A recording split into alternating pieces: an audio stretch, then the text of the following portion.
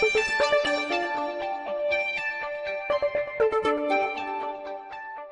hi, and welcome to Political Quickie, your political show that subjectively discusses current affairs in South Africa and all around the world. My name is Mapasikamura. So it is the final week of August, the final week of Women's Month, that is. So I thought we should discuss the emancipation of the African woman, right? In order for Africa to thrive and to fully develop.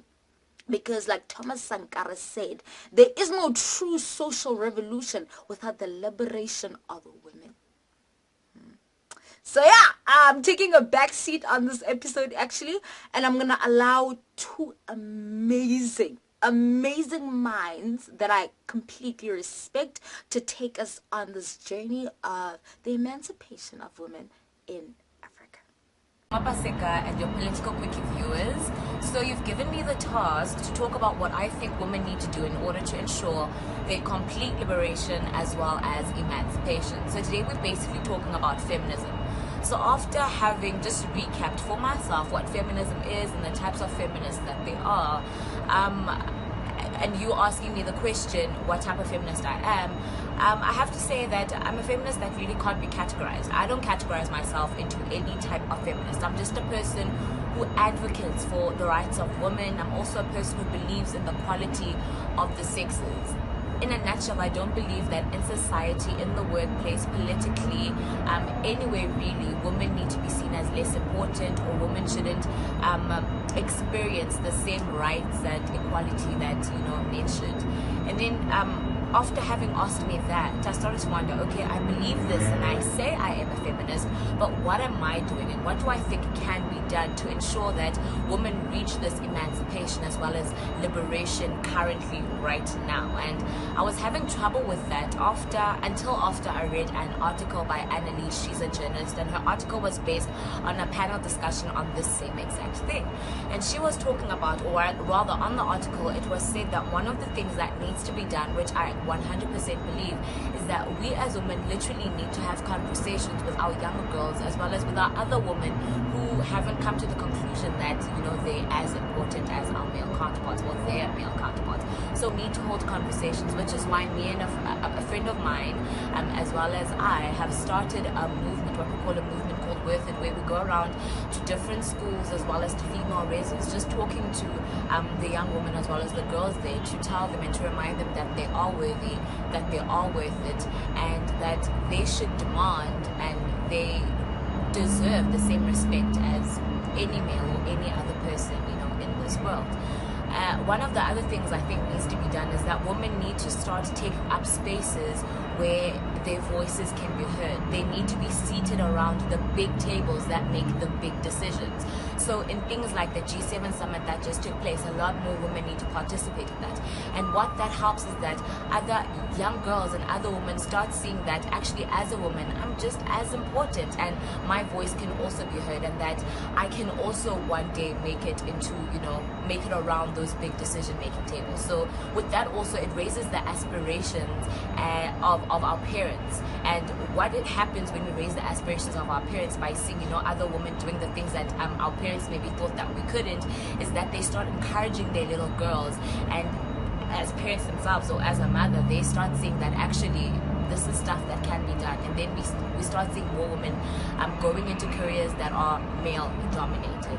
And then lastly, I feel like we also need to make education more gender sensitive. That we live in a world where we think that just because now women, especially in South Africa, women or girls go to schools and there are the same number of girls and boys in those schools, so everything's good. No, but we need to make education more gender sensitive.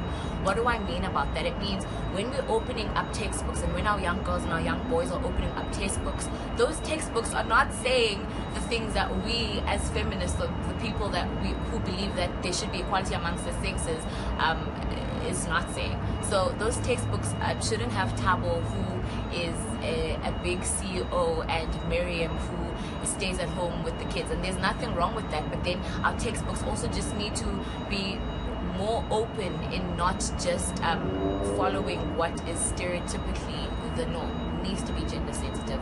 And what role can men play? We always talk about white privilege and, you know, white people can do this because they're in certain situations and positions. Well, I believe now we have to talk male privilege. Men have to start seeing this, you know, sexism or gender inequality in the workspaces and communities, etc. They need to be stopping things like child marriages. They need to be stopping things like sexual abuse. They need to speak up and be like, nah, man, this isn't right.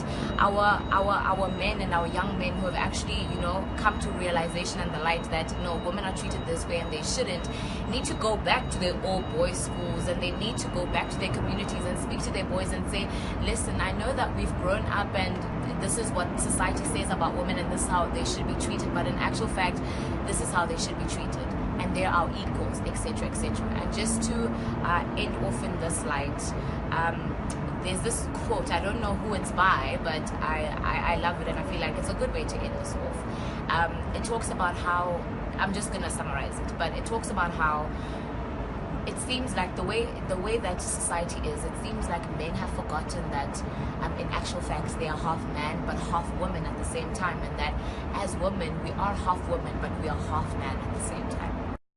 So Africa is at the crossroads. It is either we choose development, in which case we have to rid the continent of its debilitating ills, chief among them being rampant poverty and corrupt leaders who are willing to stay in power indefinitely. Or on the other side, we choose barbarism, which is the present trajectory which the continent is in. But I believe that it is development that as Africans we collectively want. But for us to realize that objective, there are certain strides that as a continent we have to take, chief among them being the emancipation of women, of the African women. We cannot speak about a free Africa, a liberated Africa, outside of the emancipation of African women, because the two are not only intertwined, but they are also intricately linked. The one feeds off the other.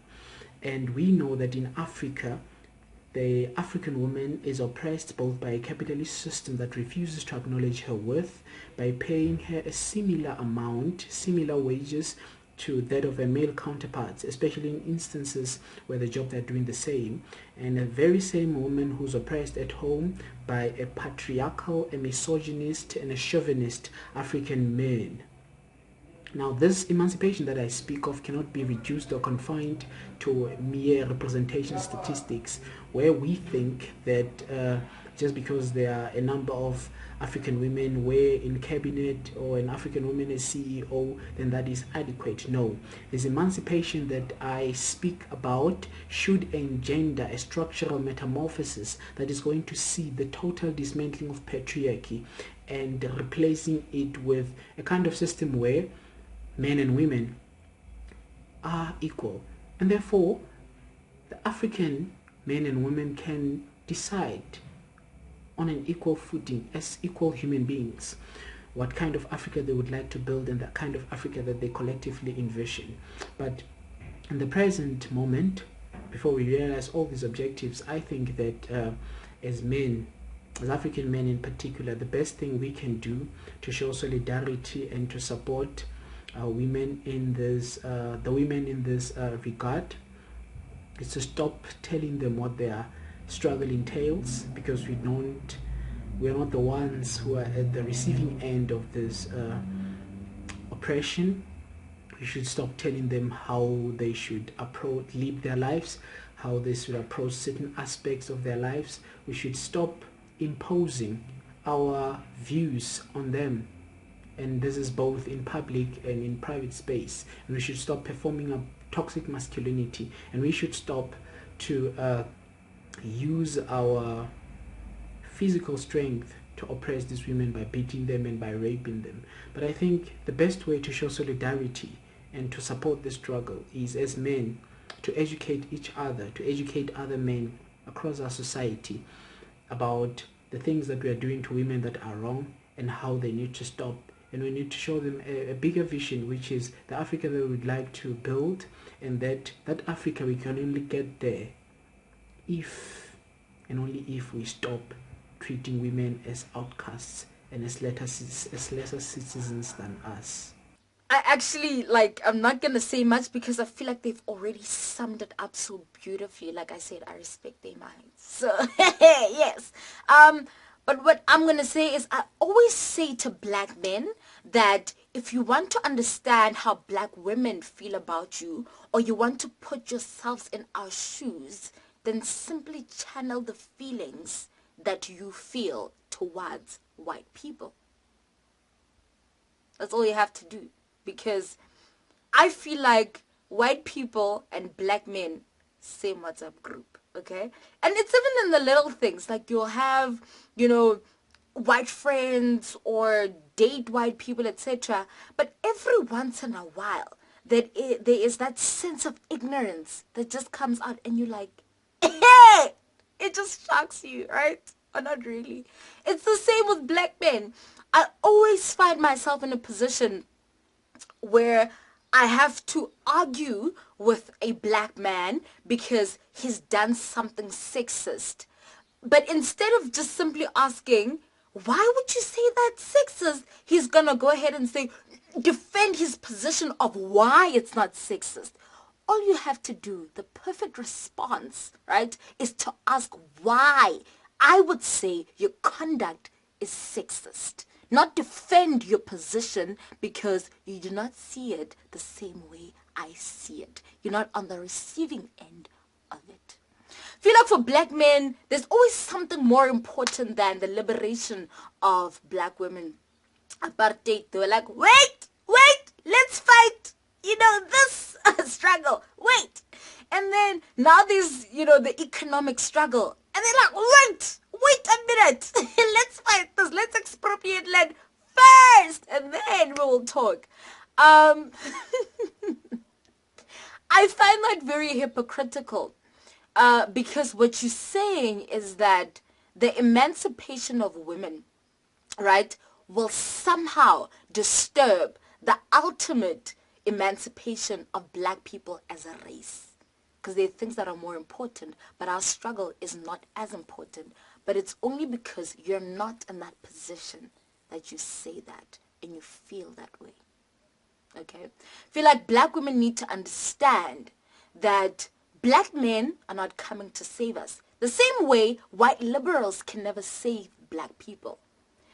Black women need to understand that black men cannot lead the liberation of black women. The same way that white liberals cannot lead the liberation of black people.